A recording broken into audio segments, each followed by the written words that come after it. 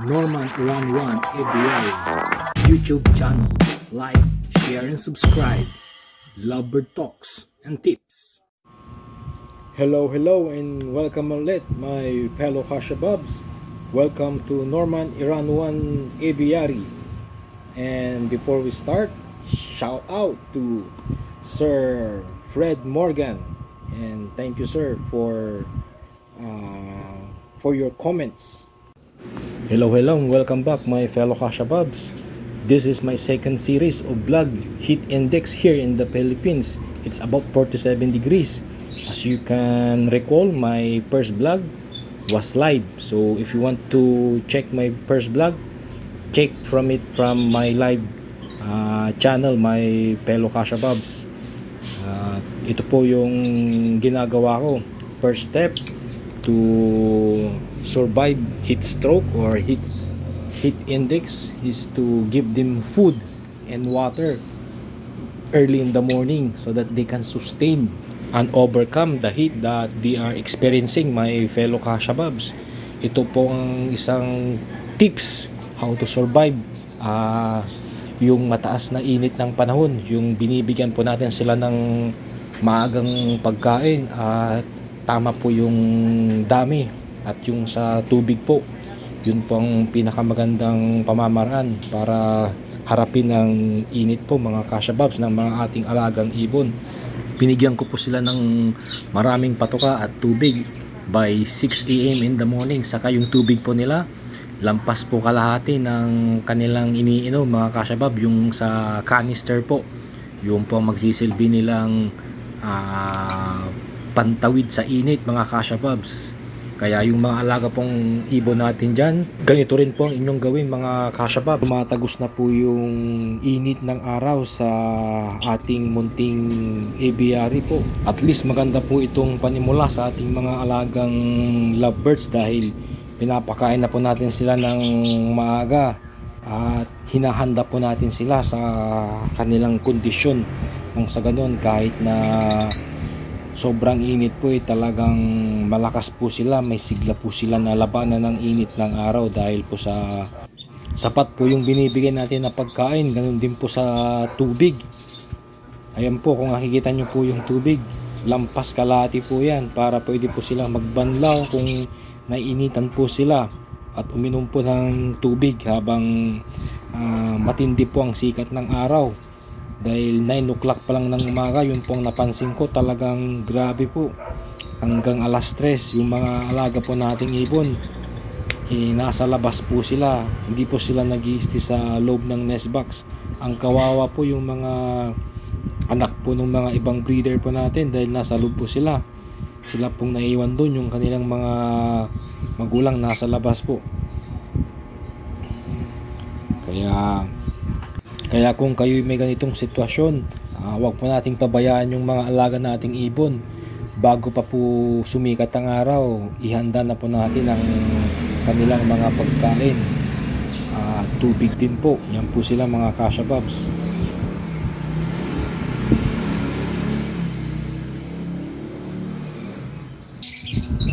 Nine o'clock na po, mga Kashababs, at ito na po sila. Kita nyo po yung sa pader, yan na po yung sikat ng araw, at lahat po ng mga ibon nasa labas na po lahat sila dahil matindi na po yung sikat ng araw. Kahit po ang mga alaga nating ibon hindi po kakayanin ng init ng araw. Kung tayo nga po talagang init na init po sa sikat ng araw, hindi po natin kinakaya, lalong lalo na po sila. Kaya dapat po talaga obserban po natin sila at laging tignan kung ano bang magandang sitwasyon, kung pwede bang ilipat yung kanilang kulungan. Okay lang po nating ilipat kung iilan lang po na ibon, pero kung nakapag-install na po tayo ng ating aviary at marami po, kahit ilipat po natin sila, hindi po ganun kadali, mga Kashababs. Kaya mas magandang gawin po natin kung marami po tayong kulungan at mga ibon, patungan na lang po natin ng plywood o something na malamig po sa taas po. Nang sa ganun makuboran po yung kanilang kulungan at mabawasan po yung tindi ng init sa kanilang kulungan mga kashababs. Kaya po ng aking ginawa. Ito pa pong isa mga kashababs, kung talagang init na po yung inyong mga alagang lovebirds, pwede nyo po silang paliguan. Kaya po ng ginagawa ko,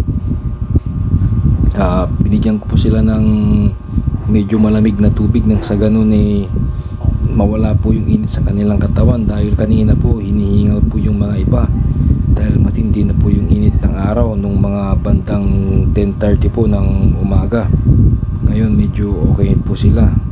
Kung babasahin naman po natin sila, ibibigyan ng isa-shower, yung tama lang po na tubig, wag po yung madami. Siyempre lalamagin din po sila kahit na po sila may mga balahibo. Konting patak lang po hanggang mabasa po yung kanilang balahibo, dahil pag nabasa po yung kanilang balahibo, malamig na po yun sa kanilang katawan. Ma-absorb niya po yung init mga kashababs, mababawasan po, malilesen po yung init sa kanilang katawan. Magkakaroon po ng iwas stroke yung mga alaga nating ibon. May panlaban po sila sa tindi ng sikat ng araw, lalo na po umabot na po ng 47 degrees dito po sa Pangasinan.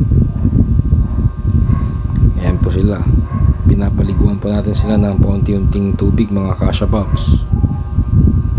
Yan po ang isang pamamaraan po natin kung talagang hinihingal na po yung ating mga alagang ibon, nang sa ganun mabigyan po natin sila ng parang paunang lunas sa kanilang nararamdaman ng init. Kung tayo nga po talagang init na init sa tindi ng araw, sila din po kaya. Ito naman po yung mga aking kabilang mga ibon po mga kashababs. Nandiyan na rin po yung mother and son, yung nasa taas po, at yung mga harvest po natin nasa baba. Sa location po ng mga ibon kong ito mga kashababs, hindi po sila ganoon masyadong naiinitan dahil may ventilation po.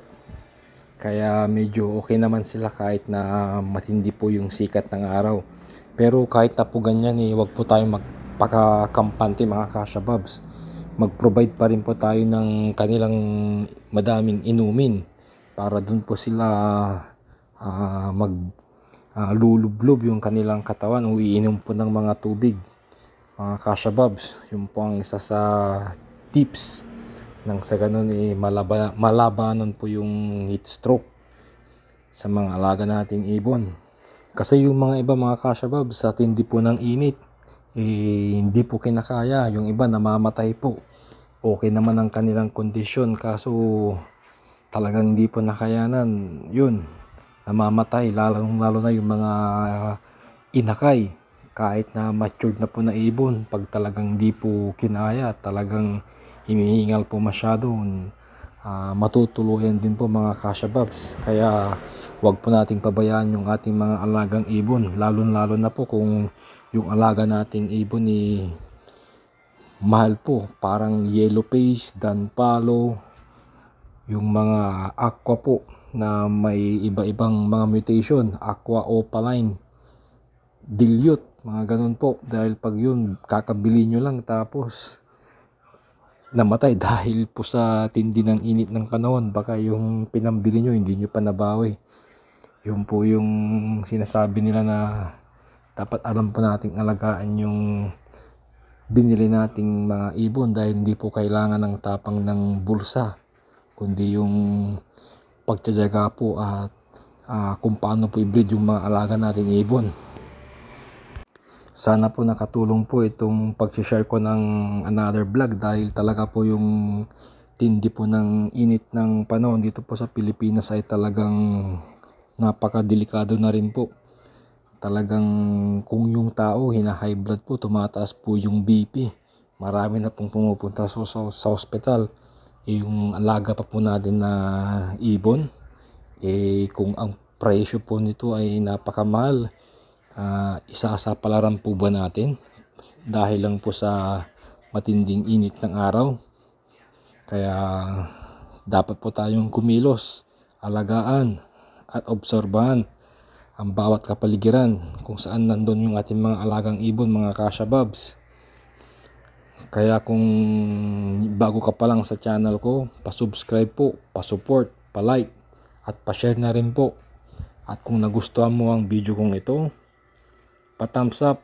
At kung hindi man, pa-thumbs up pa rin mga Kasha Bobs. Maraming salamat po.